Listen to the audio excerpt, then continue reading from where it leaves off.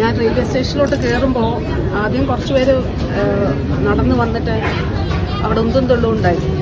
പക്ഷെ എനിക്കിപ്പോ പക്ഷെ ഞാൻ നടന്നു വന്നപ്പോ എനിക്ക് കഴുത്തനക്കാനും അത് രണ്ട് വിഭാഗക്കാരും അഡ്മിഷൻ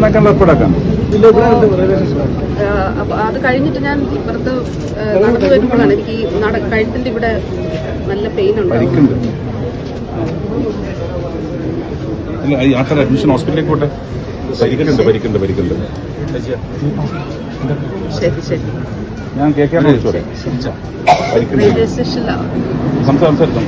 മിനിസ്റ്ററുടെ കഴുത്തിന് പരിക്കുണ്ട്. മിനിസ്റ്റർ ഇപ്പം ഈ ട്രെയിനിൽ സഞ്ചരിക്കേണ്ട എന്റെ കൂടെ മിനിസ്റ്റർക്ക് പരിക്കേറ്റിരിക്കുകയാണ്. അപ്പൊ മിനിസ്റ്റർ ഇപ്പം അഡ്മിറ്റ് ചെയ്യാൻ പോകും. പ്രതിഷേധത്തിന്റെ ഭാഗമായി വന്ന പ്രതിഷേധം എന്ന് പറഞ്ഞാൽ പ്രതിഷേധിക്കുക. ഞങ്ങൾക്ക് പ്രതിഷേധിച്ചു. പക്ഷെ കയ്യേറ്റം ചെയ്യാന്ന് ശരിയല്ലല്ലോ ജനാധിപത്യം. സമരക്കാരനെ ആക്രമിച്ചു. പിന്നെ ആക്രമിക്കാൻ? ഇപ്പൊ സമരക്കാര് കയ്യേറ്റം ചെയ്തു, കഴുത്തിന് പരിക്കും. ഞാൻ അദ്ദേഹത്തെ കാത്തിവിടെ നിൽക്കുകയാണ്. അപ്പോഴാണ് പറഞ്ഞത് കഴുത്തിന് പരിക്ക് പറ്റി. ഇപ്പൊ ഹോസ്പിറ്റലിലേക്ക് അഡ്മിറ്റ് ചെയ്തു. അതിപ്പോ ഏതാണ്ട് അങ്ങനെ തന്നെ കാണുന്നത്. മന്ത്രിമാർക്കെതിരെ കരിങ്കൊടിയും സമരവും നടത്തിയ ആൾക്കാരാണ് നമ്മളൊക്കെ അതിന്റെ പ്രൊഡക്ട്സായി വന്ന ആൾക്കാരാണ്. പക്ഷെ ഈ രീതിയിൽ മന്ത്രിയെ കയ്യേറ്റം ചെയ്യുന്നത് ജനാധിപത്യത്തിന് ഭൂഷണമല്ല. അത് അപലപിക്കപ്പെടേണ്ടതാണ്. എന്താ സംഭവിച്ചത്?